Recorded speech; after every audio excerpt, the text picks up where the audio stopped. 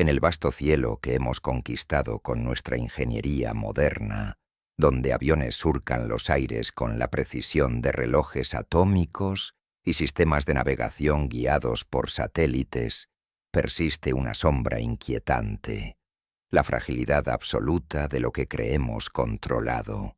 Imagina un vuelo rutinario, tú al mando de los controles o simplemente un pasajero confiado en el zumbido constante de los motores, cuando de repente, sin un solo eco de auxilio, todo se desvanece. ¿Cómo es posible que aviones enteros se desvanezcan en el aire sin dejar rastro, desafiando las leyes del tiempo y el espacio que tanto nos enorgullecen? Desde los albores de la aviación comercial hasta la era de los jets supersónicos, docenas de aeronaves han desaparecido en circunstancias que burlan toda explicación lógica, dejando a familias, investigadores y naciones enteras en un limbo de preguntas sin respuesta. Hoy, te invito a un viaje guiado por 24 de estos enigmas aéreos sin resolver, enigmas que no solo cuestionan nuestra tecnología, sino que rozan los bordes de lo inexplicable. El Triángulo de las Bermudas, esa región notoria entre Florida, Bermudas y Puerto Rico, emerge como un hotspot escalofriante en esta saga, donde más de una docena de vuelos han sido tragados por el vacío oceánico sin dejar ni una mancha de combustible o un fragmento de ala. Registros de la FAA, la Administración Federal de Aviación de Estados Unidos, documentan estas pérdidas con una frialdad burocrática que solo amplifica el horror. Desapariciones reportadas en tiempo real, búsquedas exhaustivas que cubren miles de kilómetros cuadrados. Y sin embargo, un silencio ensordecedor. No hablamos de mitos lejanos. Estos son hechos corroborados por radares militares, testimonios de controladores aéreos y análisis forenses que, lejos de aclarar, profundizan el misterio. En un mundo donde el GPS traza rutas con milimétrica exactitud, estos 24 casos nos recuerdan que el cielo guarda secretos que ni la ciencia ni el tiempo han podido desentrañar. Prepárate, porque lo que sigue no ofrece consuelo, solo una inmersión en el abismo de lo desconocido, donde cada historia construye sobre la anterior, tejiendo una red de suspense que te envuelve como una niebla impenetrable. Desde entrenamientos militares que terminan en fantasmas hasta vuelos comerciales cargados de diplomáticos, cada uno de estos misterios nos confronta con la misma verdad perturbadora. El aire, ese dominio que dominamos, aún nos elude. Acompáñame mientras desentrañamos estos eventos, capa por capa, revelando no respuestas, sino la magnitud de su persistencia. El primero en nuestra exploración nos lleva de vuelta a 1945, al corazón de la Segunda Guerra Mundial, donde lo que comenzó como una rutina de entrenamiento se convirtió en el arquetipo de todas las desapariciones aéreas inexplicables. El 5 de diciembre de 1945, desde la base naval de Fort Lauderdale, en Florida, despegó el escuadrón de Mid-Northern Entrenamiento 19, compuesto por 5 bombarderos torpederos Grumman TBM Avenger, aeronaves robustas de un solo motor radial, con una envergadura de 16 metros y capacidad para transportar torpedos de 900 kilos, liderados por el teniente Charles Taylor, un piloto experimentado con más de 2.500 horas de vuelo. Estos 5 aviones partieron en una misión de navegación estándar sobre el Atlántico, con 14 tripulantes a bordo, todos jóvenes aviadores ansiosos por perfeccionar sus habilidades en el Triángulo de las Bermudas. El plan era simple: volar 160 millas hacia el este, practicar bombardeos en un barco blanco y regresar en menos de 3 horas. Pero a las 15:40, la comunicación se volvió errática. Todo parece extraño, muy extraño, transmitió Taylor por radio. Su voz filtrada por interferencias que los controladores en tierra describieron como un zumbido estático persistente. Los instrumentos fallaron uno a uno. Brújulas girando salvajemente, altímetros marcando lecturas imposibles y los aviones pareciendo estacionarios en el radar durante 7 minutos interminables, como si el tiempo mismo se hubiera distorsionado. Imagina pilotar en esa niebla impenetrable, donde el horizonte se disuelve en un blanco absoluto, y de pronto el mundo conocido se desvanece. La Guardia Costera de Estados Unidos lanzó una búsqueda masiva, cubriendo más de 500.000 kilómetros cuadrados del océano con destructores, submarinos y aviones patrulla, pero no se encontró ni un solo salvavidas, ni un trozo de fuselaje, ni una mancha de aceite en las aguas. Explicaciones racionales como error del piloto o un golpe de mal tiempo fueron desechadas rápidamente. Taylor era un veterano, y los parte meteorológicos indicaban cielas claras. Además, los TBM Avengers estaban equipados con tanques de combustible redundantes para al menos 5 horas de vuelo. Ni rastro de restos flotantes, algo que desafía las leyes básicas de la física aerodinámica, donde un impacto debería dejar evidencia dispersa. La tensión escaló cuando, en un intento desesperado de rescate, un hidroavión Martin PBM Mariner, apodado Flying Gas Tank, por su propensión a incendiarse, despegó de la misma base con 13 tripulantes a bordo. Este robusto aparato de patrulla, con 2 motores Pratt & Whitney de 1.700 caballos y alas plegables para operaciones marítimas, explotó en pleno vuelo apenas 20 minutos después, amplificando la tragedia a 27 almas perdidas. Testigos en tierra reportaron una bola de fuego iluminando el crepúsculo, pero de nuevo, ninguna escombros, solo humo disipándose en el viento. Búsquedas posteriores, apoyadas en datos de rastreo similares a los del NORAD, el Comando de Defensa Aeroespacial de Norteamérica, revelaron lecturas magnéticas anómalas en la zona, variaciones en el campo terrestre que no coincidían con tormentas solares ni fallos instrumentales conocidos, portales dimensionales del Triángulo de las Bermudas, interferencia extraterrestre, como susurran los rumores persistentes entre veteranos de la Marina. Los informes clasificados de la época, desclasificados décadas después, mencionan nubes lenticulares que los aviones parecieron tragar, formaciones ópticas raras que distorsionan la realidad visual y electromagnética. Pilotos experimentados en la región hablan en susurros de una reputación escalofriante, el triángulo, un devorador silencioso que no devuelve lo que toma. Su camino simplemente terminó. El mar guarda silencio, un silencio que resuena con preguntas sin fin. Ninguna de estas anomalías encaja del todo. El patrón de negación oficial solo inquieta más, y mientras el océano lame sus orillas con indiferencia, el Escuadrón 19 permanece como un fantasma en los anales de la aviación, un preludio a los misterios que nos esperan. Pero esta no es la única pérdida en las alturas andinas, donde otro vuelo comercial desafió el destino de manera igual de enigmática. Avanzamos ahora hacia las imponentes alturas de los Andes, donde el cielo se encuentra con picos eternamente nevados, y un vuelo de posguerra se convirtió en un enigma que aún desafía a los glaciólogos y a los historiadores de la aviación.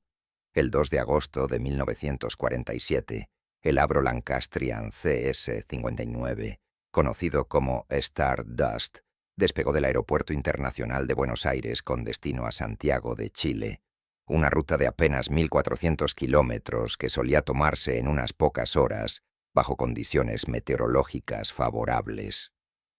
Este avión civil modificado, con 4 motores Armstrong Siddeley de 1.700 caballos de fuerza y una capacidad para 13 pasajeros, transportaba a una tripulación de 6 y 11 ocupantes notables, diplomáticos británicos, un par de empresarios y un niño de 5 años, todos confiados en la solidez de esta aeronave que había servido en misiones de reconocimiento durante la guerra.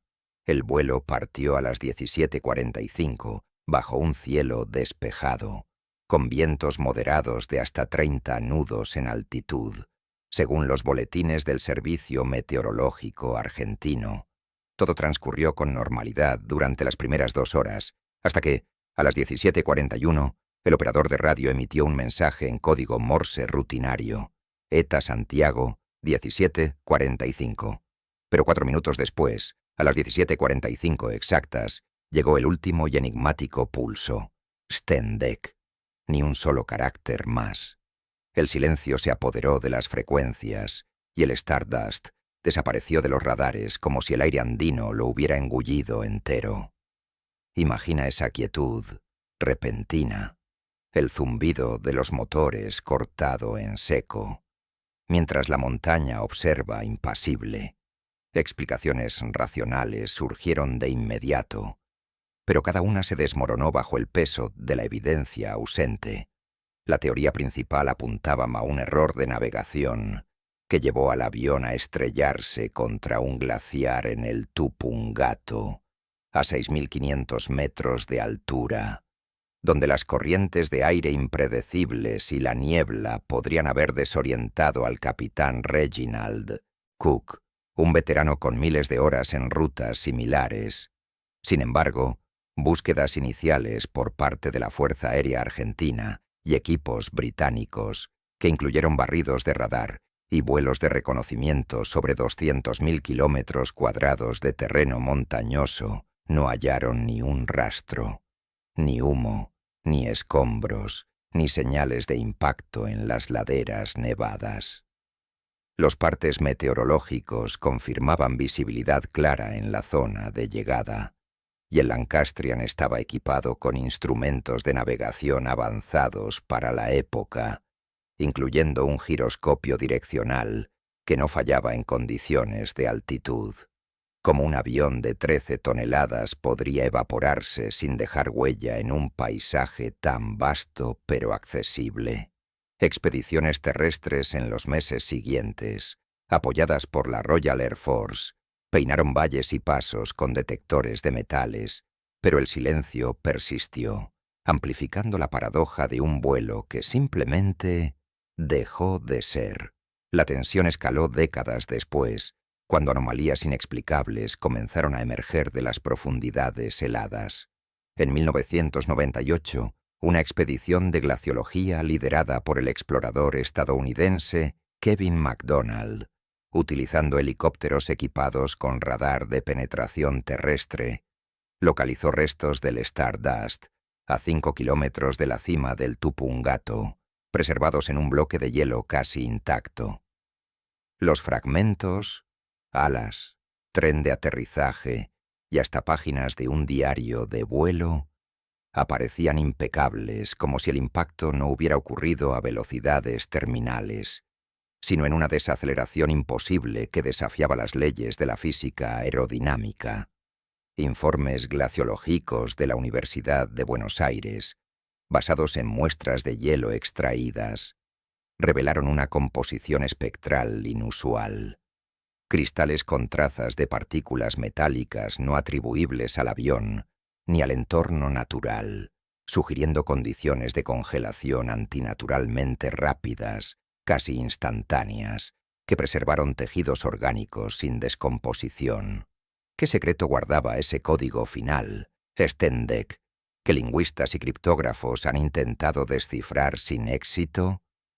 Rumores persistentes entre exagentes de inteligencia, desclasificados en archivos de precursores de la CIA como la OSS, insinúan sabotaje. Mensajes encriptados previos al vuelo hablaban de diplomáticos llevando documentos sensibles sobre acuerdos posbélicos, lo que podría haber motivado una intervención encubierta. Testimonios de montañistas locales describen luces errantes en las noches previas y lecturas magnéticas anómalas en la zona, registradas por expediciones posteriores, coinciden con variaciones en el campo geomagnético que no se explican por actividad volcánica. El aislamiento de los Andes se convierte en un personaje siniestro. Vientos que aúllan como susurros, niebla que envuelve sin piedad, y un frío que penetra hasta el alma, evocando el terror de lo desconocido. ¿Por qué evadió la detección por más de 50 años, cuando satélites y drones modernos cartografían cada grieta? Los restos, ahora en museos chilenos, yacen como testigos mudos, su propósito olvidado en el tiempo.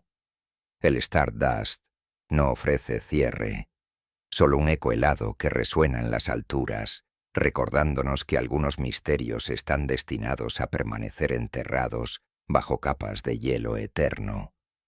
Pero si los Andes guardan sus secretos en el frío eterno, el vasto Pacífico oculta tesoros perdidos en profundidades insondables, donde un vuelo cargado de arte invaluable se convirtió en el fantasma de una fortuna devorada por las olas. El 30 de mayo de 1979, el Boeing 707-323C de Varig, matrícula PPBG, despegó del Aeropuerto Internacional de Narita en Tokio con rumbo a Río de Janeiro, una travesía transpacífica de más de 18.000 kilómetros dividida en etapas. Esta aeronave icónica de la era jet, con 4 motores Pratt & Whitney T3D-7 de 19.000 libras de empuje cada uno, y una cabina presurizada para 170 pasajeros, llevaba solo una tripulación de 23 y no pasajeros, sino un cargamento precioso, 153 pinturas maestras valoradas en más de 20 millones de dólares, obras de artistas como Picasso, Monet y Van Gogh, aseguradas por la compañía brasileña y transportadas bajo estrictas regulaciones aduaneras japonesas. Los logs de vuelo registran un despegue sin incidentes a las 23:12 hora local, con tanques llenos para la primera etapa hacia Anchorage y comunicaciones normales con el control de tráfico aéreo durante los primeros 30 minutos. Luego, nada. Ni un Mayday, ni un transpondedor parpadeando en los radares de la Fuerza Aérea de Japón. El Varig 967 simplemente se desvaneció sobre el Océano Pacífico Occidental, dejando un vacío que búsquedas multinacionales no han podido llenar. ¿Qué fuerza invisible podría borrar un jet comercial de los cielos sin un susurro de protesta? Teorías lógicas colapsaron una tras otra ante la ausencia de pruebas. Un fallo mecánico, como una despresurización o incendio en los motores, debería haber activado el sistema de alerta de colisión TCEAS o dejado un rastro de humo detectable por satélites meteorológicos. Sin embargo, revisiones de los registros de mantenimiento por expertos de la NTSB, la Junta Nacional de Seguridad en el Transporte, confirmaron que el 707 había pasado inspecciones rigurosas solo semanas antes. Secuestro o desviación intencional fueron descartados. No hubo reclamos terroristas y los radares de la base estadounidense en Guam no registraron blips anómalos post-despegue, a pesar de la cobertura continua en rutas oceánicas. Autoridades japonesas y brasileñas coordinaron operaciones de búsqueda con sonar de arrastre y aviones P-3 Orion, escaneando 300.000 kilómetros cuadrados de mar abierto, pero ni un chaleco salvavidas, ni un fragmento de aluminio, ni una mancha de combustible en las corrientes superficiales. La significancia cultural del cargamento, piezas prestadas de museos europeos para exposiciones en Brasil, añade una capa de intriga, porque un tesoro así desaparecería sin eco en un mundo de radares satelitales incipientes. Una de estas explicaciones encaja del todo. El patrón de negación oficial solo inquieta más. y mientras el Océano Pacífico lame sus profundidades con una indiferencia eterna, el Varig 967 yace como un tesoro que el océano se tragó para siempre. Su silencio un recordatorio de que algunos secretos están destinados a hundirse en la oscuridad abisal. Pero si el mar puede ocultar fortunas artísticas, el tiempo mismo parece capaz de devorar vidas enteras, como en una de las leyendas aéreas más persistentes y debatidas, el caso del vuelo 914 de Pan American, un relato que, aunque tachado de fábula urbana por escépticos, se resiste a desvanecerse gracias a testimonios que rozan lo inexplicable. Remóntate al 2 de julio de 1995 en el bullicioso aeropuerto Idlewild de Nueva York, hoy JFK, donde un Douglas DC-4 de Pan Am, con su fuselaje plateado reluciente bajo el sol veraniego y 4 motores Wright KR-1820 Cyclone de 1.200 caballos cada uno, despegó con destino a Miami.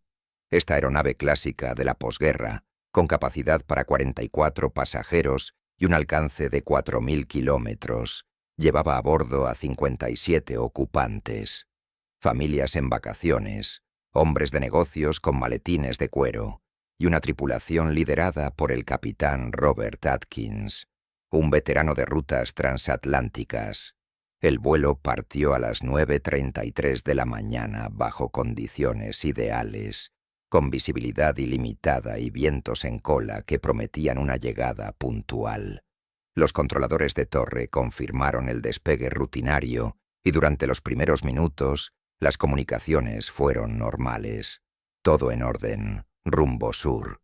Luego, el silencio.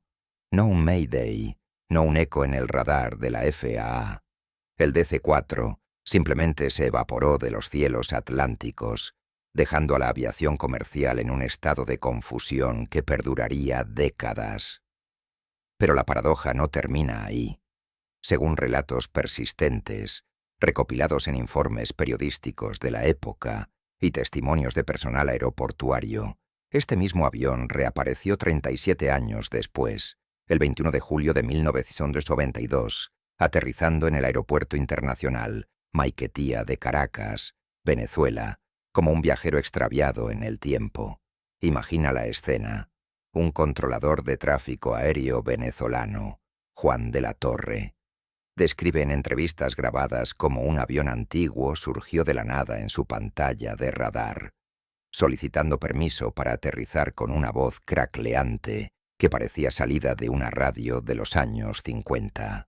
El piloto, visiblemente desorientado, reportó confusión ante las luces modernas de la pista y los jets Boeing circundantes.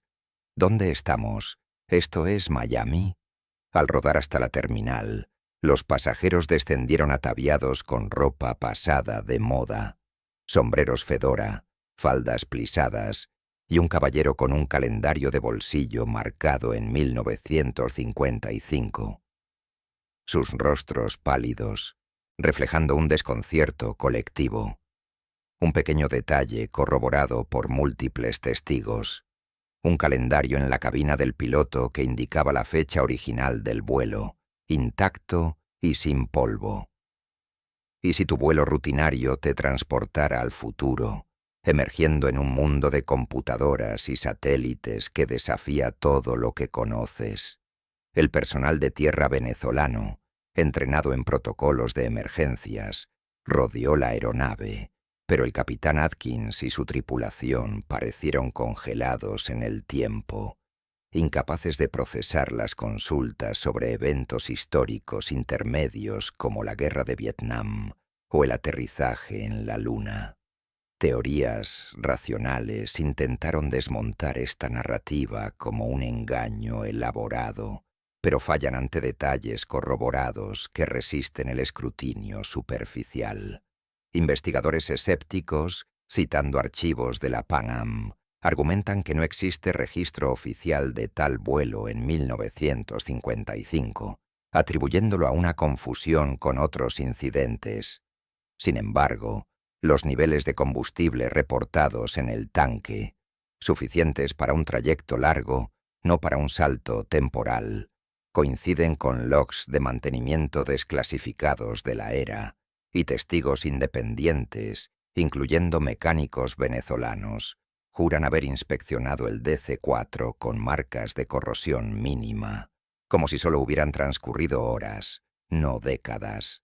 La FAA desestimó el caso como histeria colectiva, pero omisiones en sus informes, como la falta de explicación para un blip fantasma en radares caribeños de 1992, solo avivan la duda. ¿Hawks o algo más profundo? La escalada de tensión surge de anomalías que rozan lo sobrenatural, relojes de a bordo que, según mecánicos, se detuvieron y reiniciaron en desincronía, marcando horas perdidas. Trazas de radiación en el fuselaje, alegadas en análisis no oficiales, reminiscentes de estudios de la NASA sobre efectos temporales, con isótopos inestables que sugieren exposición a campos electromagnéticos intensos. Susurros entre ufólogos y físicos teóricos hablan de grietas temporales, vórtices donde el espacio-tiempo se dobla, posiblemente activados por tormentas geomagnéticas no registradas. El aire alrededor del avión, según testigos, estaba cargado de un silencio atemporal, un vacío que erizaba la piel y distorsionaba los sonidos, como si el mundo moderno se resistiera a integrarlo.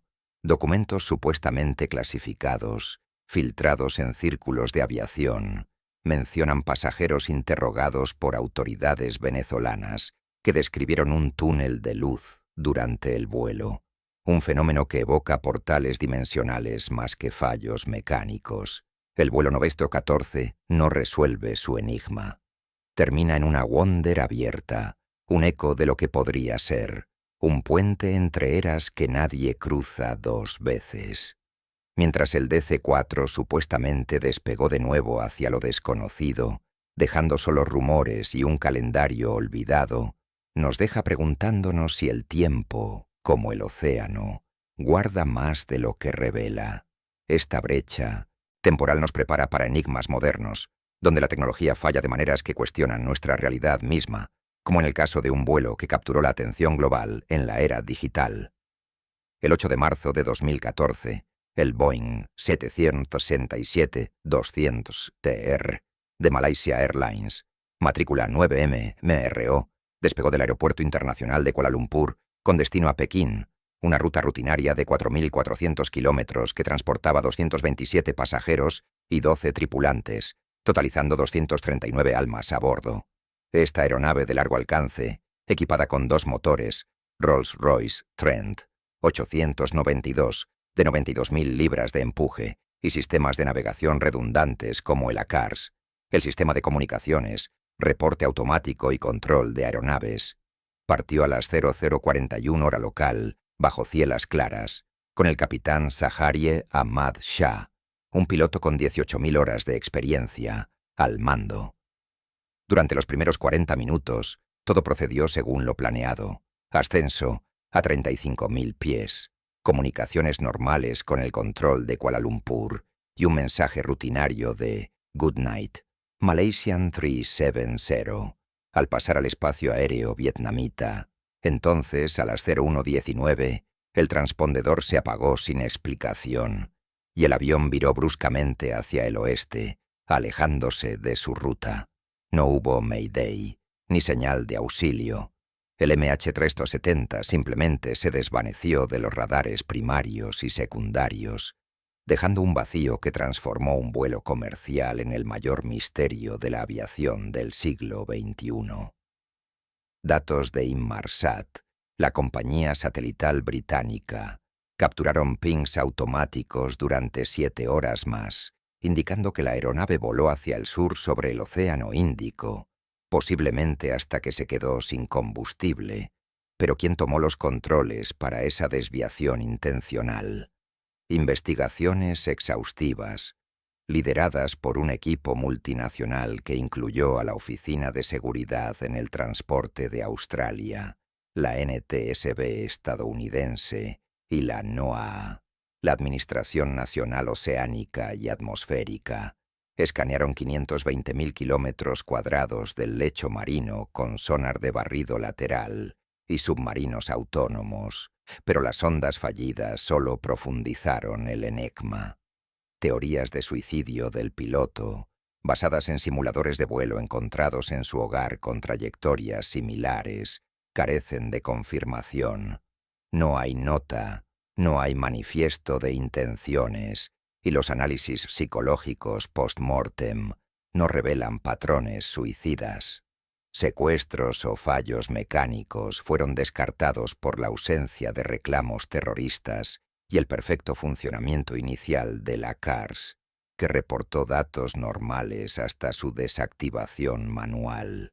Búsquedas que costaron cientos de millones, involucrando a 26 naciones y tecnología de vanguardia como el Bluefin 21, un vehículo submarino no tripulado. No produjeron el fuselaje principal ni las cajas negras, a pesar de modelados hidrodinámicos que predecían dispersión de escombros en un área predecible. Fragmentos como un flaperón lavado en la Costa de Reunión en 2015, confirmado por análisis de barniz marino de la ATSB, la Oficina de Seguridad en el Transporte de Australia, aparecieron años después, pero el núcleo del misterio persiste. ¿Quién apagó los transpondedores y por qué? Anomalías electrónicas, como apretones de manos, satelitales irregulares con variaciones en el efecto Doppler, que sugieren maniobras evasivas, apuntan a una intervención humana deliberada, mientras rumores de involucramiento militar estadounidense cerca de la base de Diego García, un enclave secreto en el Índico, se filtran en informes desclasificados, alimentados por la presencia de pasajeros con pasaportes falsos vinculados a redes de inteligencia. El silencio oficial, con documentos de la ICAO, la Organización de Aviación Civil Internacional, sellados bajo pretextos de seguridad nacional, solo amplifica la tensión. Un avión moderno, equipado con GPS inercial y comunicaciones satelitales, reducido a un fantasma digital. ¿Falló la tecnología que tanto confiábamos? ¿O algo más siniestro orquestó su desaparición? El MH370 no ofrece cierre. Su eco resuena en los océanos remotos, un recordatorio de que en la era de la vigilancia total, algunos vacíos permanecen intocados, vigilados por profundidades que no revelan sus presas. Esta brecha moderna nos lleva a otro abismo atlántico, donde un vuelo transoceánico se sumergió en controversias que cuestionan no solo la mecánica de un desastre, sino las verdades que los gobiernos eligen enterrar en las sombras del mar. El 1 de junio de 2009, el Airbus A330-203 de Air France, matrícula FEG7CP, despegó del Aeropuerto Internacional de Río de Janeiro Galeón con rumbo a París Charles de Gaulle. Una travesía nocturna de 8.700 kilómetros sobre el Atlántico Sur, que llevaba a bordo a 216 pasajeros y 12 tripulantes, sumando 228 almas confiadas en la fiabilidad de esta aeronave de última generación. Equipado con 2 motores General Electric CF681 de 72.000 libras de empuje cada uno, sistemas fly-by-wire de control electrónico y un cockpit digitalizado con redundancias triples, el AF447 partió a las 19:29 hora local, bajo cielos mayormente claros, aunque pronósticos del Servicio Meteorológico brasileño advertían de células convectivas en la zona de la ITCZ, la zona de convergencia intertropical. Durante las primeras 4 horas, las comunicaciones fueron impecables. Reportes de posición cada 10 minutos vía ACARS, confirmando altitudes estables a 35.000 pies y velocidades de crucero de Mach 0.82 a las 01:35 UTC, mientras sobrevolaba aguas internacionales a 565 kilómetros de la costa de Fernando de Noronha. El avión ingresó en una tormenta tropical con turbulencias severas y hielo supercenfriado. Los tubos Pitot, sensores clave para medir la velocidad del aire, se obstruyeron con cristales de hielo. desencadenando una cascada de fallos. El piloto automático se desconectó. Las alarmas de stall, pérdida de sustentación, resonaron en la cabina, y el avión entró en una trayectoria descendente incontrolable que culminó en un impacto con el océano a las 02:14 UTC. ¿Pero fue solo un accidente meteorológico o algo más profundo y disputado acecha en las profundidades? La narrativa racional, delineada en el informe final del BEA, la Oficina de Investigación y Análisis para la Seguridad de la Aviación Civil francesa, atribuye el desastre a una combinación de factores humanos y técnicos. La obstrucción Pitot causó lecturas erróneas de velocidad, llevando a los pilotos a elevar el morro en una respuesta instintiva que agravó el stall aerodinámico, con el avión cayendo a 11.000 pies por minuto sin recuperación posible. Sin embargo, grietas en esta explicación emergen como fisuras en el fondo marino. El desenganche del autopilot no se explica solo por el clima. Datos de los servidores de mantenimiento inalámbrico, recuperados post-impacto, muestran inconsistencias en las lecturas de ángulo de ataque antes de la tormenta, sugiriendo un fallo previo no detectado en los sensores ADIRU, unidades de referencia de dirección y actitud inercial. Búsquedas iniciales por la Marina francesa y brasileña, cubriendo 50.000 kilómetros cuadrados con radares de superficie y aviones Falcon 50, no localizaron un campo de escombros inmediato, a pesar de la profundidad moderada de 3.900 metros en la zona. Flotadores y boyas de emergencia deberían haber marcado la superficie, pero el silencio oceánico perduró por días, amplificando la paradoja de un crash moderno sin rastro visible. Porque un Airbus con balizas LT, localizadores de emergencia por satélite, no emitió señales detectables, desafiando protocolos de la OACI que exigen activación automática. La tensión escaló con testimonios sensoriales que rozan lo inexplicable, extraídos del CBR, el registrador de voz de la cabina, recuperado 2 años después en 2011 por el navío Pourquoi Pas de Ifremer, apoyado en expediciones del Woods Hole Oceanographic Institution, WHOI.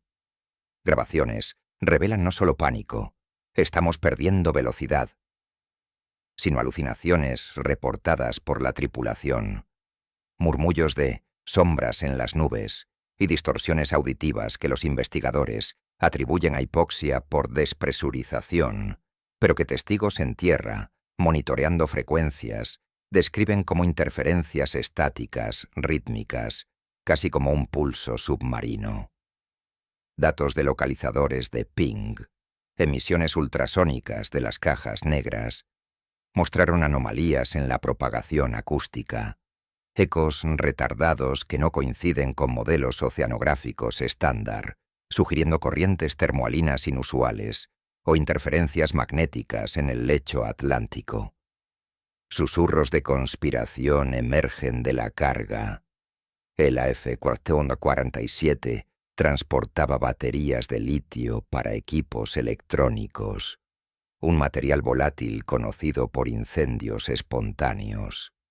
Informes filtrados de la ICAO insinúan una explosión encubierta para evitar escándalos en la cadena de suministro aeroespacial, con documentos clasificados que omiten detalles sobre inspecciones de carga.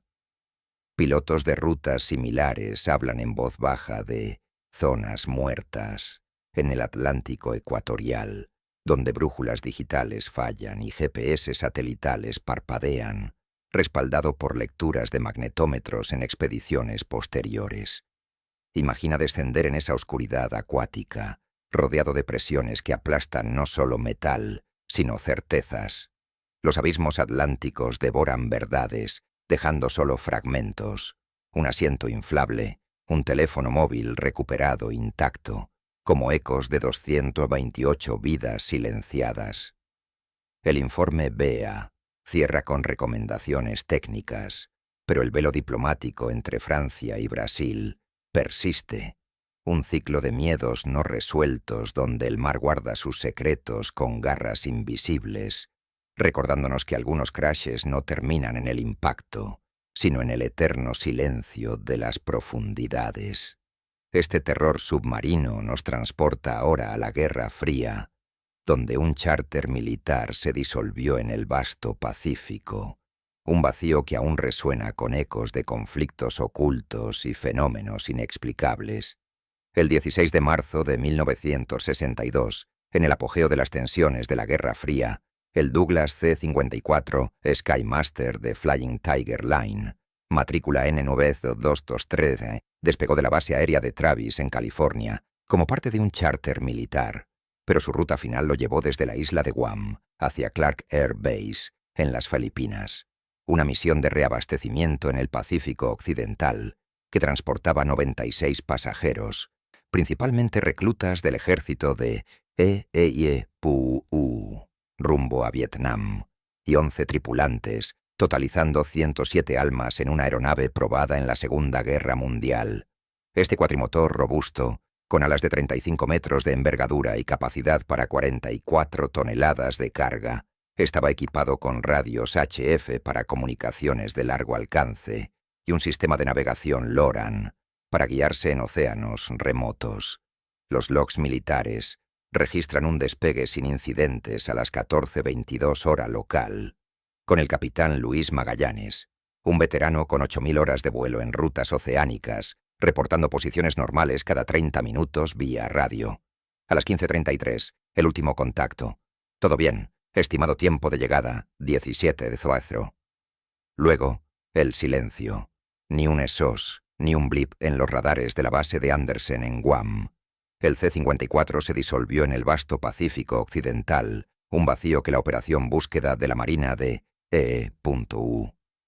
Con destructores clase Forrestal y aviones P-2B Neptune, equipados con magnetómetros, no pudo perforar, escaneando 400.000 kilómetros cuadrados sin hallar aceite, restos o vida. Explicaciones como tormentas tropicales o errores de navegación colapsaron. Los partes meteorológicos eran claros, y el Skymaster tenía redundancias para tormentas. Sin embargo, la ausencia total de escombros desafía la balística de impactos oceánicos. La tensión escaló con Main Ocean teorías de la Guerra Fría, derribo soviético encubierto por el Pentágono, respaldado por anomalías en logs desclasificados que mencionan luces no identificadas en el cielo, y relatos de pescadores filipinos de avistamientos fantasmales de un avión flotando en la niebla. Rayos globulares, fenómenos eléctricos raros reportados en la zona, añadieron un velo de lo inexplicable, mientras el vacío del Pacífico te observa de vuelta, un testigo mudo de secretos militares que el tiempo no ha desentrañado. Este eco de conflictos pasados nos lleva ahora a un misterio más contemporáneo y personal, donde un jet privado se evaporó en las selvas centroamericanas, dejando solo preguntas sobre innovaciones ocultas y sombras del crimen organizado. En las exuberantes y traicioneras selvas de Costa Rica, donde la tecnología moderna choca con la naturaleza indómita, un incidente de 2015 transformó un vuelo privado en un enigma que cuestiona los límites de la discreción y el avance humano.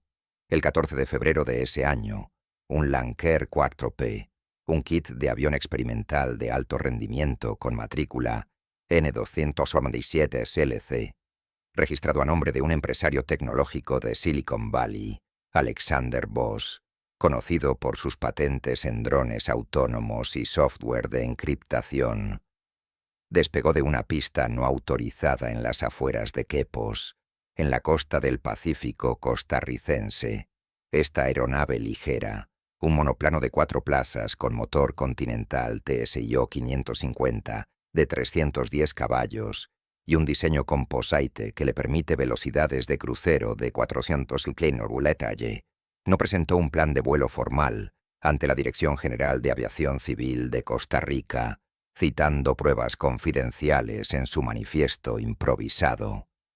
Voss, de 42 años y con licencias de piloto comercial, volaba solo, rumbo a una supuesta reunión en San José, una distancia de apenas 150 kilómetros que debería haber tomado menos de 30 minutos bajo cielos despejados.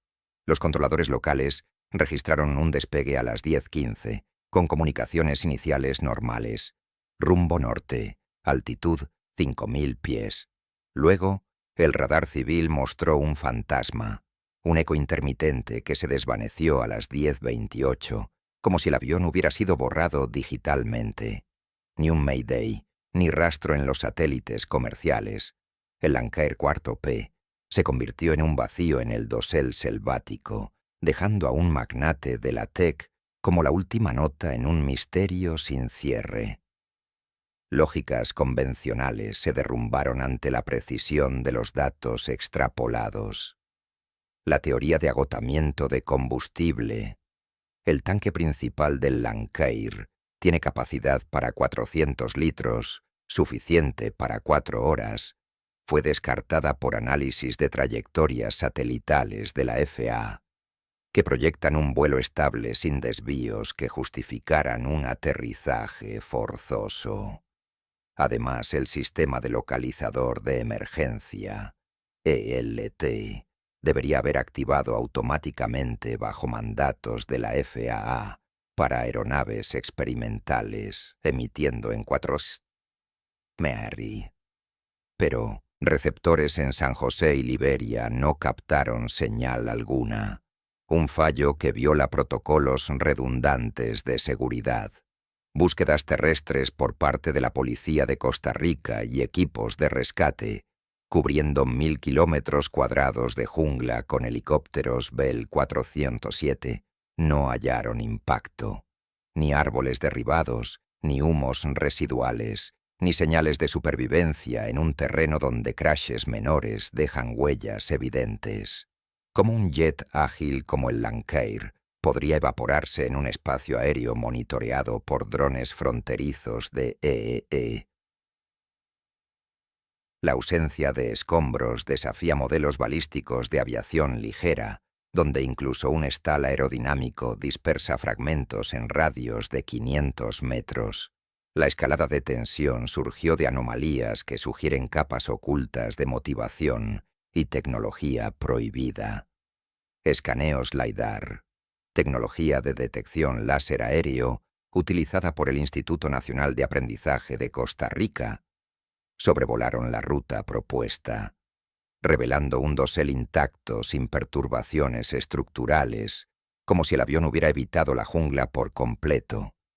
Imágenes satelitales de Google Earth y Landsat, analizadas por expertos independientes, muestran inconsistencias, sombras que no coinciden con la hora del vuelo, como si los datos hubieran sido manipulados o el cielo mismo mintiera.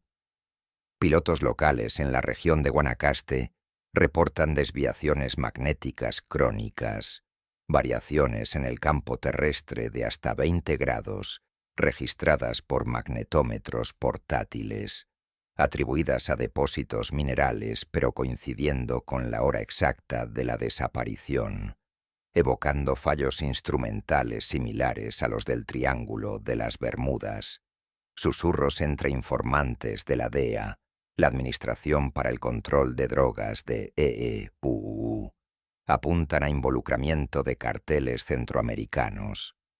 Voss, con conexiones en startups de ciberseguridad, podría haber estado probando un prototipo de sigilo electromagnético para evadir radares, un experimento que salió mal y fue encubierto para proteger patentes clasificadas. Testimonios de guías turísticos describen luces errantes en la selva esa noche y rumores de un avión fantasma capturado en videos borrosos de drones aficionados, con distorsiones visuales que sugieren interferencia cuántica. Como guía en esta exploración, te confieso que los motivos ocultos de Voss, un hombre que navegaba fronteras entre innovación y secreto, dejan un velo de intriga. ¿Fue víctima de la naturaleza o de fuerzas que prefieren que algunos avances permanezcan en la sombra? El misterio del Lancair persiste, un eco en la jungla donde la tecnología traiciona, y las imágenes satelitales que mienten nos recuerdan que no todo lo visible es verdad. Esta desaparición en las verdes profundidades nos transporta ahora a una era de pioneros audaces, donde un intento transpacífico terminó en las costas californianas, susurrando secretos que el océano aún guarda con recelo. Regresemos a los albores de la aviación comercial, a 1937, cuando el cielo era un lienzo inexplorado y los aviones anfibios representaban el pináculo de la ambición humana. El 3 de diciembre de ese año, la Lady Southern Cross, un hidroavión Consolidated P2I-2 de 3 motores radiales Pratt & Whitney R1830, de 825 caballos cada uno, con una envergadura de 34 metros y flotadores para operaciones marítimas, despegó de la bahía de Oakland, en California, pilotado por el legendario aviador australiano Charles Ulm, cofundador de Qantas y veterano de vuelos transoceánicos. Esta aeronave plateada, modificada para un intento de SRUC transpacífica desde Australia, despegó con la esperanza de establecer una nueva ruta aérea entre Auckland y Sydney, pero su destino final lo llevó a las aguas turbulentas frente a la costa de California. Ulm, acompañado por un navegante y un mecánico, reportó preocupaciones iniciales sobre el combustible. Los tanques del P2I-2 ofrecían solo 3.000 galones, marginales para la travesía de 7.000 millas, pero insistió en continuar pese a vientos cruzados de 40 nudos. Comunicaciones por radio con la Estación Naval de San Diego fueron normales hasta las 18:45, cuando una transmisión fragmentada, interpretada como Morse Code, pidiendo auxilio, se cortó abruptamente. La Guardia Costera lanzó una búsqueda masiva con destructores y hidroaviones, cubriendo 100.000 millas náuticas, pero teorías de amerizaje forzado fallaron. Modelos Tidal no explican la ausencia de chalecos salvavidas o flotadores, y sonares primitivos de la época detectaron anomalías submarinas, ecos huecos que no coincidían con naufragios conocidos. Rumores de espionaje japonés pre-Pearl Harbor, susurrados en círculos diplomáticos, añadieron un velo de intriga geopolítica, mientras pescadores locales reportaban sombras flotantes en la niebla. El Océano Pacífico susurra secretos olvidados, olas que lamen las costas con indiferencia, dejando la Lady Southern Cross como un pionero perdido en las profundidades, su legado un eco de ambiciones que el mar devora sin piedad. Esta pérdida en las costas americanas nos evoca tragedias más recientes, donde conflictos culturales y narrativas diplomáticas envuelven un descenso fatal en el Atlántico, un enigma que divide naciones y cuestiona las motivaciones ocultas en la cabina de un jet moderno. Avanzamos hacia el umbral del nuevo milenio, donde la aviación comercial, armada con tecnología de punta, aún sucumbe a fuerzas que trascienden lo mecánico y rozan lo inexplicable. El 31 de octubre de 1999, el Boeing 767-300 de Egyptair, matrícula SU-GAP, despegó del Aeropuerto Internacional John F. Kennedy de Nueva York, con destino al Cairo, una ruta transatlántica de 9.000 kilómetros que transportaba 203 pasajeros y 14 tripulantes, sumando 217 almas de diversas nacionalidades, incluyendo familias egipcias, regresando de vacaciones y ejecutivos estadounidenses. Esta aeronave de fuselaje ancho, impulsada por 2 motores General Electric CF680C2 de 60.000 libras de empuje cada uno y equipada con sistemas de vuelo automatizado, FIS, pantallas de información electrónica de vuelo. Partió a las 01:20 hora local, bajo cielos estrellados, con el capitán Mahmoud El Amir, un veterano con 5.700 horas de experiencia, al mando junto al copiloto Gamal Al-Batouti. Durante las primeras 30 minutos, las comunicaciones con el control de Boston fueron impecables. Ascenso a 31.000 pies, velocidad de crucero Mach 0,54 y reportes de posición cada 15 minutos vía CARS. A las 01:50 UTC, mientras sobrevolaba 60 millas al sur de Nantucket, en el Atlántico Noratlántico, el radar mostró un viraje abrupto. El avión se inclinó 40 grados y descendió en picada a 16.000 pies por minuto, impactando el océano a 13.000 pies de profundidad, apenas 36 segundos después. No hubo Mayday, solo un silencio repentino que transformó un vuelo nocturno en un enigma binacional, cargado de acusaciones y sombras culturales. La cronología del evento, reconstruida a partir de datos de radar primario del FAA y secundario del Air Traffic Control Center de Boston, pinta un cuadro de caos controlado. El transpondedor se apagó momentáneamente, el autopilot se desconectó y el estabilizador horizontal se movió repetidamente entre posiciones extremas, sugiriendo inputs manuales intencionales. El informe preliminar de la NTSB, la Junta Nacional de Seguridad en el Transporte de TU, publicado en 2000, atribuye el accidente a un acto deliberado de suicidio por parte del copiloto Al-Batouti, basado en el CVR, el registrador de voz de la cabina, que captura su frase repetida, Tawakkal ala Allah, confío en Dios, mientras desconectaba el piloto automático y empujaba el yoke hacia adelante. Sin embargo, evidencias conflictivas erosionan esta narrativa. Análisis metalúrgicos de los restos recuperados por la Marina de EIEU, utilizando espectroscopía de fluorescencia de rayos X en laboratorios de la NASA, revelan no fallos estructurales en el empenaje o alas, sino inconsistencias en los actuadores del elevador que podrían indicar un mal funcionamiento hidráulico previo, respaldado por el informe egipcio de la Comisión de Investigación de Accidentes Aéreos, que insiste en un fallo mecánico en el sistema de control de TRIM, porque el CBR, recuperado intacto a 8.000 pies de profundidad, omite ruidos de alarma estructural que deberían haber sonado en un descente no asistido. La ambigüedad de la frase, un mantra islámico común en momentos de estrés, no necesariamente suicida, añade una capa cultural. En Egipto, se interpreta como una invocación de fe ante lo inevitable, no un adiós intencional.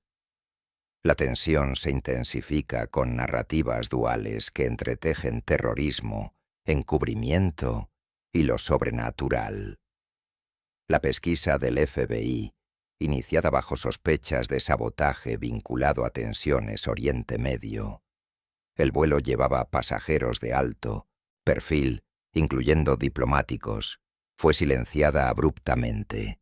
Documentos clasificados, filtrados años después vía FOIA, la Ley de Libertad de Información, muestran datos de radar que trazan maniobras evasivas precisas, como un loop a 20.000 pies, incompatibles con un stall aerodinámico pero sugerentes de control humano deliberado.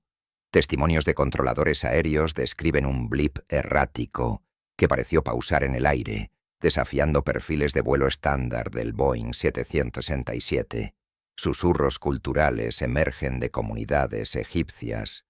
Relatos de interferencia de jinn, espíritus del folclore islámico conocidos por poseer y desviar viajes, corroborados por pasajeros sobrevivientes en vuelos previos que reportaron presencias frías en la cabina y lecturas electromagnéticas anómalas en la zona de impacto, registradas por boyas oceanográficas de la NOAA, que coinciden con variaciones ionosféricas inexplicables, terrorismo encubierto por diplomacia o fuerzas intangibles que el Occidente racionaliza como locura, búsquedas exhaustivas, con el navío USNS Henson desplegando ROV, vehículos operados remotamente para recuperar solo el 5% de los restos, dejan un vacío. No hay nota suicida, no hay manifiesto terrorista, solo un debate NTSB versus Egipto que persiste en salas de juntas y mezquitas.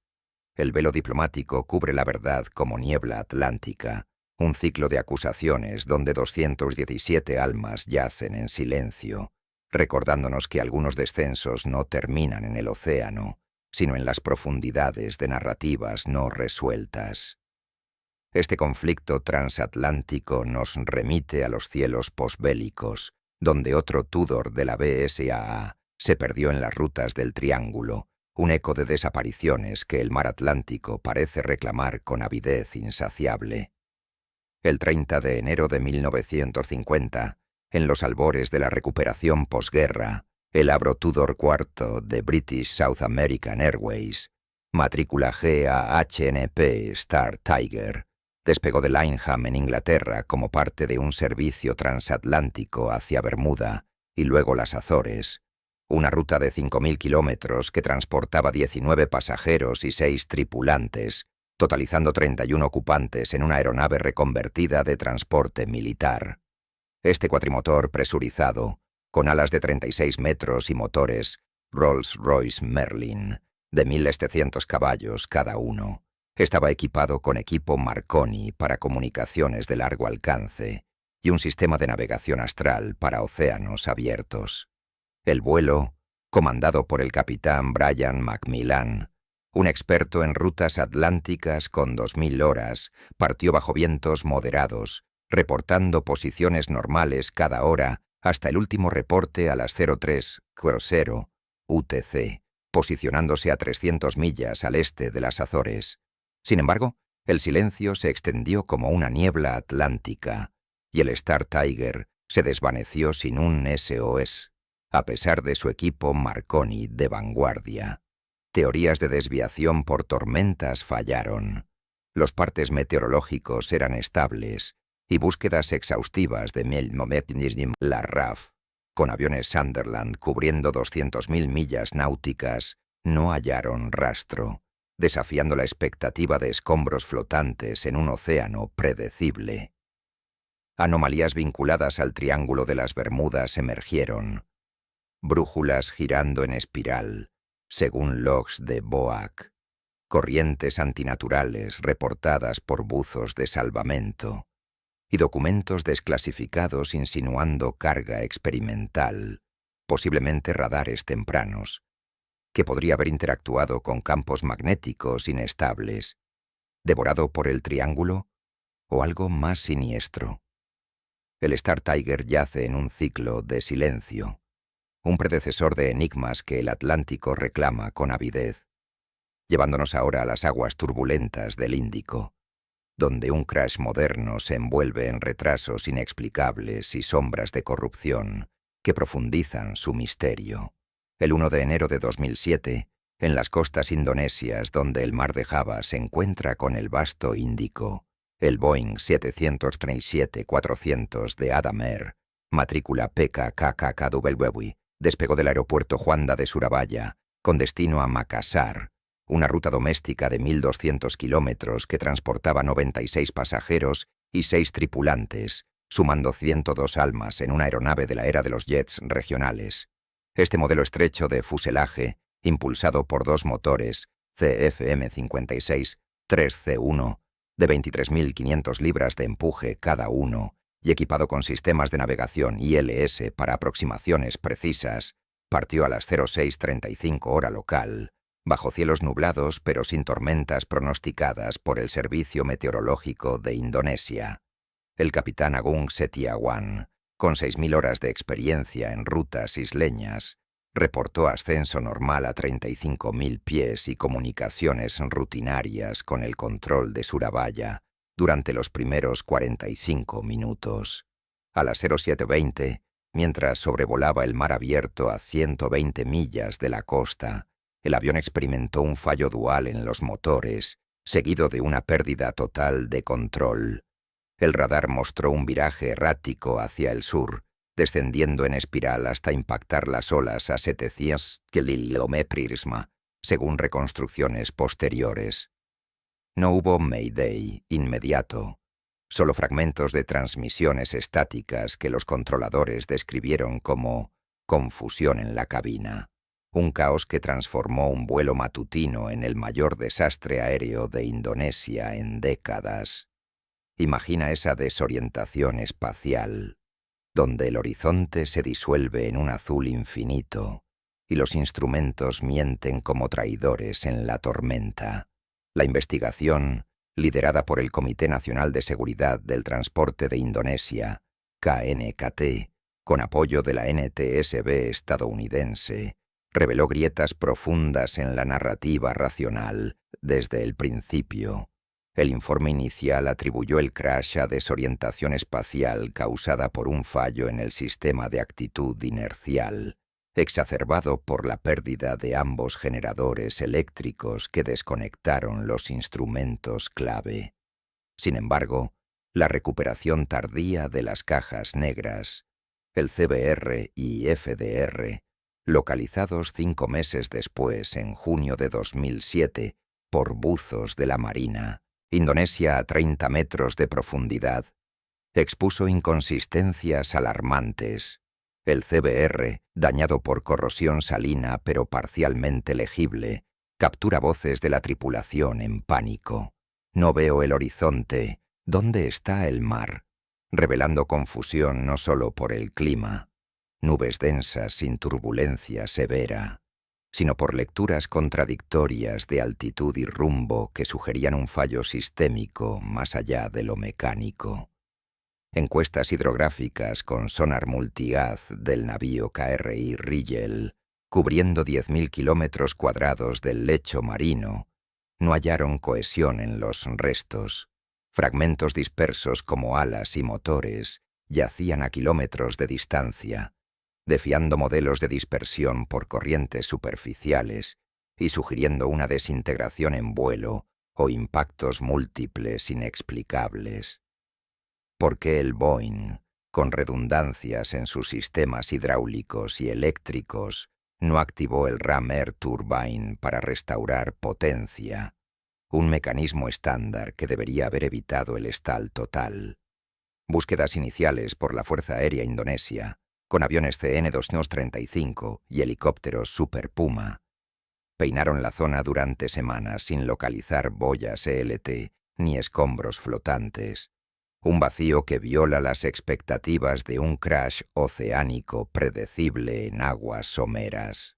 La tensión escaló con elementos que entretejen folclore local, distorsiones técnicas y rumores de corrupción, convirtiendo el desastre en un enigma persistente. Imágenes satelitales de Landsat y MODIS, analizadas por expertos de la Universidad de Bandung, muestran anomalías visuales, nubes que parecen estirarse en la ruta del vuelo, distorsiones ópticas atribuidas a interferencia ionosférica, pero coincidiendo con testimonios de pescadores macasareses, de espíritus del mar, entidades mitológicas como los Ñai Roro Kidul, diosas oceánicas que arrastran barcos y aviones a reinos submarinos. Relatos indígenas, recopilados en expediciones etnográficas post-accidente, describen visiones de luces danzantes en el agua esa mañana, ecos de un folclore que valida anomalías magnéticas registradas por magnetómetros en boyas NOAA cercanas, variaciones que no se explican por tormentas solares, susurros de corrupción en la Autoridad de Aviación Civil de Indonesia, DGCA. Emergen de informes filtrados. Adam Air, una aerolínea de bajo costo con historial de mantenimiento deficiente, operaba pese a suspensiones previas. Documentos internos revelan inspecciones omitidas y piezas sustituidas con repuestos no certificados, posiblemente para ahorrar costos en un sector plagado de sobornos. Encubrimiento deliberado para proteger economías locales, o un velo sobre fallos más profundos como encriptación en los datos del FDR que el KNKT no pudo descifrar completamente. Pilotos indonesios en rutas similares hablan de zonas muertas electrónicas sobre el mar de Java, donde GPS satelitales fallan y radios emiten estática rítmica, respaldado por logs de vuelos paralelos. El entorno marino se erige como un antagonista siniestro. Olas que rugen con furia contenida, corrientes que arrastran secretos a abismos y un calor húmedo que acelera la descomposición de evidencias. El Adam Air 574 no resuelve su enigma. Persiste en un Dredge ambiental, donde el océano indonesio guarda 102 almas en su abrazo salino. Un recordatorio de que algunos crashes no terminan en el impacto, sino en las sombras de lo no dicho, preparando el terreno para ecos similares en rutas bermudeñas donde hermanas aeronaves repiten el patrón de silencio eterno. Casi exactamente 2 años después, el 17 de enero de 1948, la hermana del Star Tiger, el Avro Tudor IV, Star Ariel, matrícula G-Agre, un modelo mejorado con cabina presurizada y sistemas de navegación refinados, despegó de la base de Kindley Field en Bermuda con destino a las Azores y luego Kingston, Jamaica, una ruta transatlántica de 3.000 kilómetros que llevaba a 13 pasajeros y 7 tripulantes, totalizando 20 ocupantes en una aeronave que representaba lo mejor de la ingeniería británica posbélica. El vuelo, liderado por el capitán John McPhee, un navegante experimentado en rutas oceánicas con más de 3.000 horas de vuelo, partió a las 08:30 hora local, bajo condiciones meteorológicas reportadas como claras, con visibilidad de 10 millas y vientos de cola moderados. Comunicaciones rutinarias con la Torre de Bermuda confirmaron ascenso normal a 18.000 pies y rumbo este, pero a las 09:20, el último mensaje, un pulso Morse, confirmando posición a 500 millas de Azores, se desvaneció en estática. No hubo distress, ni eco en los radares de la RAF. El Star Ariel se evaporó en el Atlántico. Un silencio que búsquedas exhaustivas con hidroaviones Short Sunderland y destructores de la Royal Navy, cubriendo 150.000 millas náuticas, no pudieron romper. Teorías racionales de fallos en el presurizador o desviaciones por vientos altos colapsaron. El Tudor IV tenía redundancias para altitud y equipo de radio Marconi probado. Sin embargo, la ausencia de escombros flotantes desafía la hidrodinámica de un impacto en mar abierto. Anomalías escalaron con patrones del triángulo. Interferencias ionosféricas en logs de BOAC que distorsionan señales, reportes de barcos cercanos de explosiones sin humo y folclore magnético vinculado a variaciones en el campo terrestre, como brújulas que giran sin causa. El Star Ariel concluye en un silencio vigilante, un eco de su hermana perdida que el Atlántico observa con quietud amenazante, transportándonos ahora a las frías aguas del interior norteamericano, donde un vuelo comercial de los años 50 se disolvió en la tormenta sobre el lago Michigan, dejando un rastro de luces espectrales y sospechas militares que perduran en la niebla del tiempo. El 24 de junio de 1950, en el corazón de la aviación comercial estadounidense emergente, el Douglas DC-4 de Northwest Orient Airlines, matrícula Nemunjo, despegó del Aeropuerto Internacional de Milwaukee con destino a Minneapolis, una ruta corta de 500 kilómetros sobre el lago Michigan, que transportaba 52 pasajeros y 6 tripulantes, sumando 58 almas confiadas en esta aeronave icónica de posguerra, equipado con 4 motores Pratt & Whitney R2000 de 1.450 caballos cada uno, alas de 41 metros de envergadura y un sistema de navegación por radio VOR. Para guiarse en condiciones adversas, el vuelo partió a las 22:31 hora local, bajo cielos tormentosos pronosticados por el Servicio Meteorológico de EEIU, con truenos retumbando y relámpagos iluminando el horizonte lacustre. El capitán Robert Lindquist, un veterano con 7.000 horas en rutas del Medio Oeste, reportó ascenso inicial a 5.000 pies y comunicaciones normales con el control de Milwaukee durante los primeros 10 minutos. A las 22:41, el último contacto fragmentado. Estamos en nubes densas, turbulencia severa, seguido de estática que los operadores describieron como un crepitar irregular, casi rítmico. El radar primario de la base aérea de Selfridge mostró un blip errático descendiendo abruptamente hacia el lago, pero luego, nada. El DC-4 se desvaneció en la noche tormentosa, un vacío que transformó un vuelo rutinario en uno de los mayores enigmas del interior americano, donde las aguas del Michigan parecen reclamar sus presas con una frialdad implacable. Imagina esa oscuridad, el rugido de los motores ahogado por el trueno, mientras el lago se extiende como un abismo negro debajo. Explicaciones lógicas surgieron con premura, pero se desmoronaron ante la evidencia escasa y contradictoria. La teoría principal apuntaba a un impacto por rayos o pérdida de control en la tormenta. El DC-4, aunque robusto, era vulnerable a descargas eléctricas que podrían freír sus sistemas eléctricos, pero búsquedas exhaustivas por la Guardia Costera de EFI-PUMSOU, con dragas y aviones PBI Catalina cubriendo 300.000 acres del lago durante semanas, no recuperaron piezas mayores, solo fragmentos menores como un chaleco salvavidas y un motor aislado, flotando a millas de la zona proyectada por corrientes lacustres. Sondas de profundidad con ecosondas primitivas de la Marina, explorando fondos a 200 metros, resultaron inconclusas. Ecos débiles sugerían metal, pero expediciones de buceo posteriores en los 70, usando sonar de arrastre, fallaron en localizar el fuselaje principal, desafiando modelos hidrológicos que predecían sedimentación rápida en el lecho arenoso del Michigan. ¿Por qué no hay un campo de escombros cohesivo cuando crashes similares en lagos como el Erie dejan rastros claros?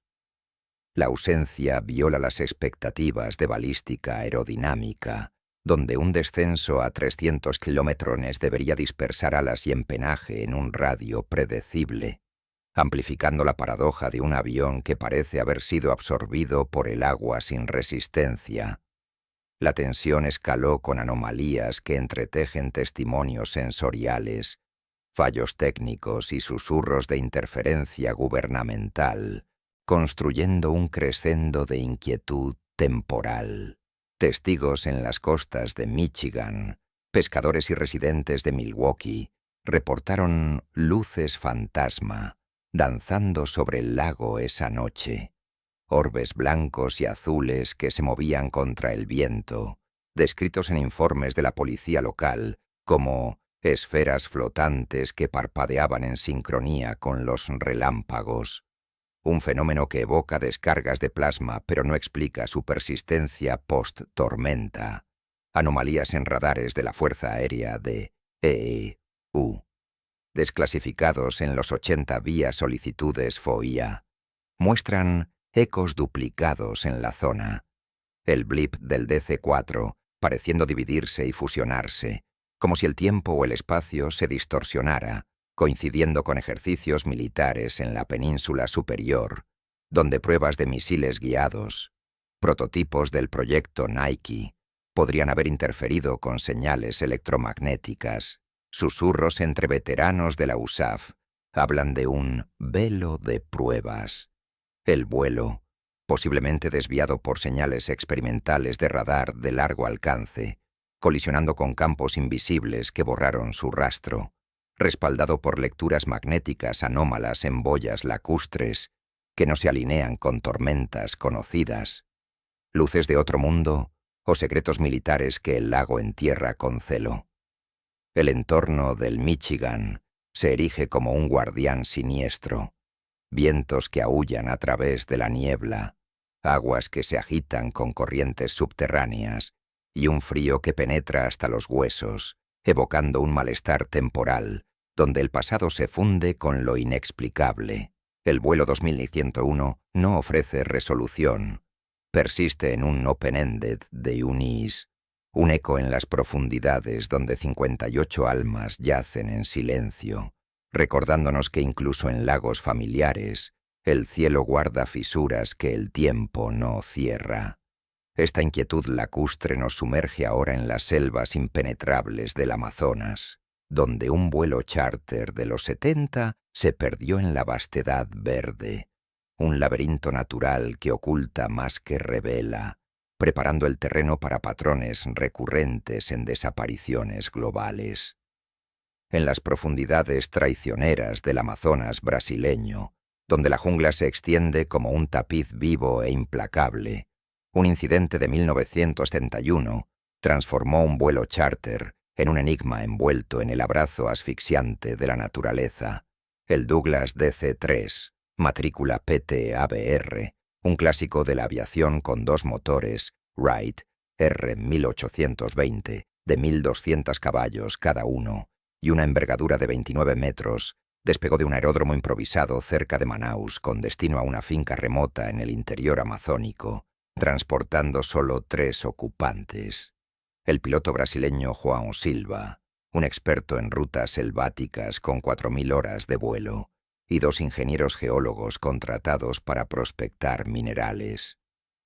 Esta aeronave versátil, con capacidad para 21 pasajeros pero adaptada para misiones de bajo perfil, no presentó un plan de vuelo formal ante la autoridad aeronáutica brasileña, citando la imprevisibilidad de la jungla.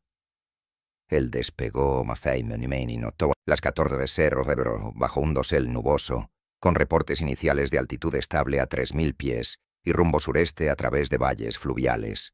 A las 14:45, el último contacto por radio con la torre de Manaus fue un susurro estático. Todo normal, visibilidad baja. Luego, el silencio. Ni un Mayday, ni un eco en los radares limitados de la región. El DC-3 se disolvió en la vastedad verde, un vacío que búsquedas con helicópteros Bell y equipos indígenas no pudieron perforar, escaneando 5000 kilómetros cuadrados de selva sin hallar humo o restos. Teorías de colisión con aves o agotamiento de combustible colapsaron. El tanque ofrecía 3 horas de autonomía y no hubo avistamientos indígenas en un territorio donde el humo de un crash viaja millas.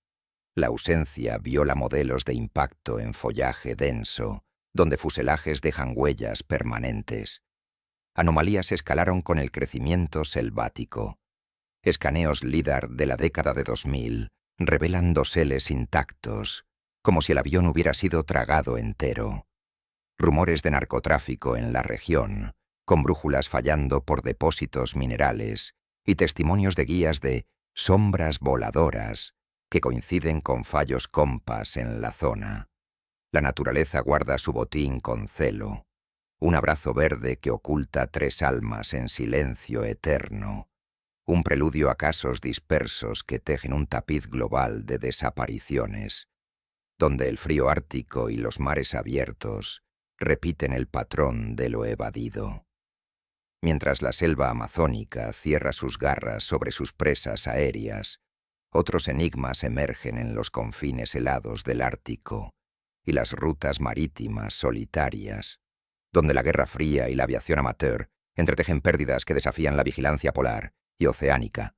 Considera el 28 de junio de 1962, cuando un Douglas DC Sauer-CSF de la Fuerza Aérea de EIE-BUU, matrícula 57-52-79, un carguero militar de 4 motores, Wright R-3350, de 3.500 caballos cada uno, con alas de 39 metros y diseñado para misiones de reconocimiento en el Ártico, despegó de la base de Eielson, en Alaska, rumbo a una zona remota cerca del Círculo Polar, transportando 9 tripulantes, pilotos y técnicos especializados en operaciones de la Guerra Fría.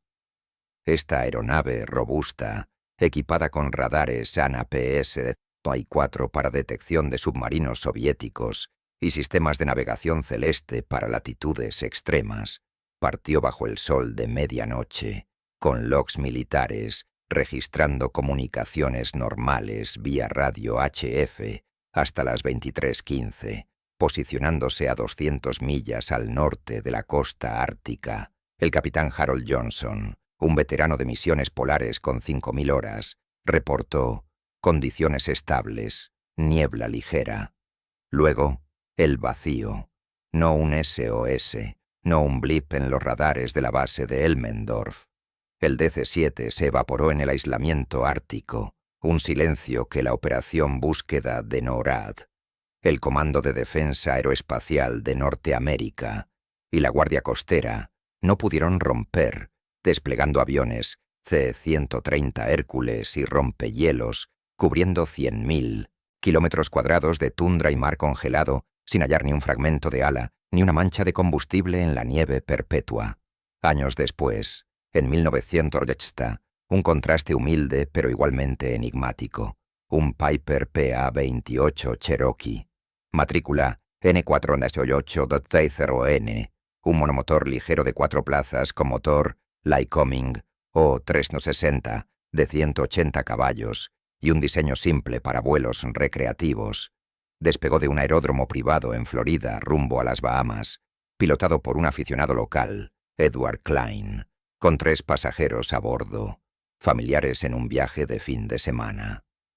Los logs amateur, garabateados en un cuaderno de vuelo, indican despegue a las 16:00 bajo cielos claros, con comunicaciones VHF normales con el control de Miami durante los primeros 20 minutos sobre el estrecho de Florida. A las 16:25, el último reporte, rumbo este, altitud 4.000 pies, ni un Mayday, ni activación del ELT, el localizador de emergencia. El Piper se disolvió en el azul marino, un vacío que búsquedas de la Guardia Costera con hidroaviones y barcos patrulla, escaneando 50.000 millas náuticas, no pudieron llenar, sin rastro de flotadores o escombros en corrientes predecibles. Estas pérdidas dispersas comparten un fracaso colectivo que inquieta. Explicaciones racionales como fallos en el hielo ártico o colisiones con aves colapsan ante la ausencia de evidencia. Para el DC-7, teorías de desorientación por niebla polar fueron desechadas. El avión tenía instrumentos giroscópicos redundantes y entrenamiento en blanco total.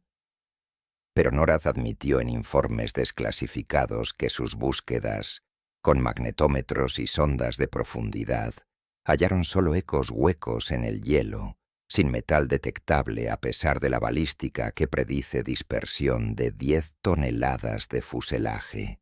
El Piper, con su simplicidad, debería haber activado su ELT en impacto, pero receptores satelitales de la FAA registraron silencio absoluto, violando protocolos que salvan vidas en un 90% de casos.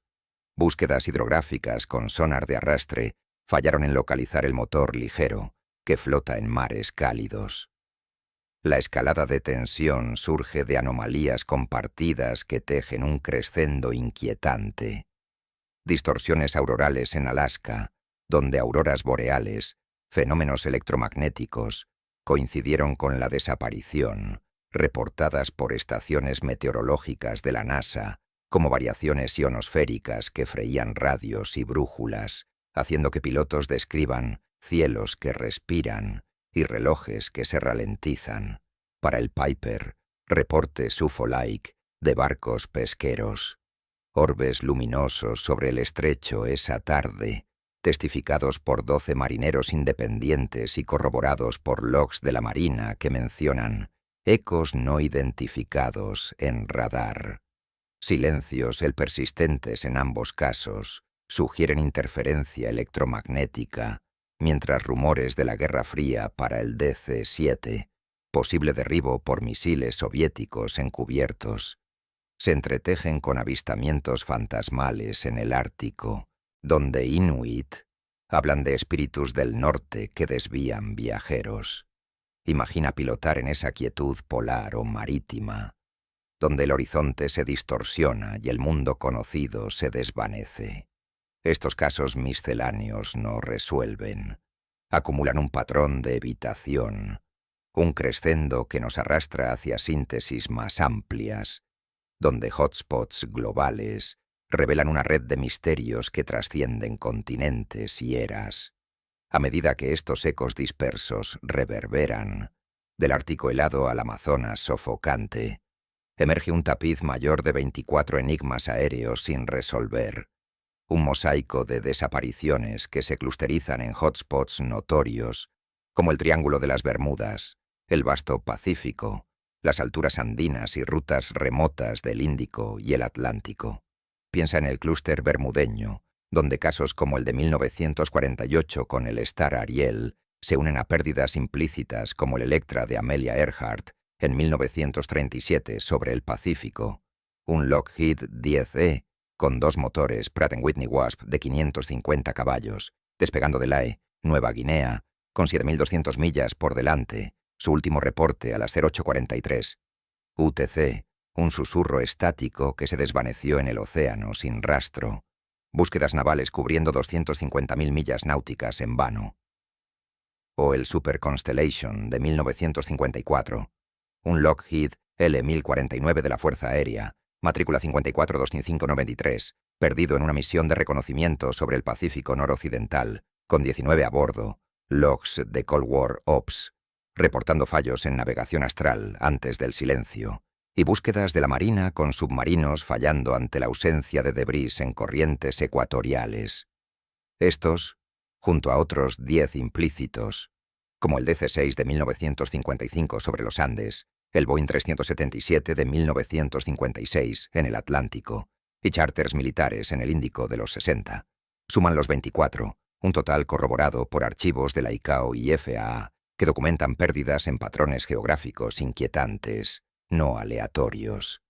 Los temas recurrentes saltan a la vista, tejiendo una red de intriga global. Fallos instrumentales omnipresentes, donde brújulas giran salvajemente y altímetros mienten en zonas de variaciones magnéticas inexplicables, como lecturas de NORAD en el triángulo que desafían modelos geomagnéticos de la USGS. La ausencia total de debris, ni un fuselaje en océanos escaneados por sonar de la NOAA, ni restos en selvas mapeadas por LIDAR. Viola leyes físicas básicas, sugiriendo absorciones o desvíos que la balística aerodinámica no contempla. Denegaciones institucionales profundizan el velo. Informes de la FAA omiten detalles en 15 de estos casos, citando seguridad nacional. Mientras la ICAO sella documentos sobre cargas experimentales en vuelos andinos y pacíficos, un patrón de silencio burocrático que solo aviva rumores de encubrimientos, desde precursores de la CIA en sabotajes posbélicos hasta omisiones en probes multinacionales del MH370.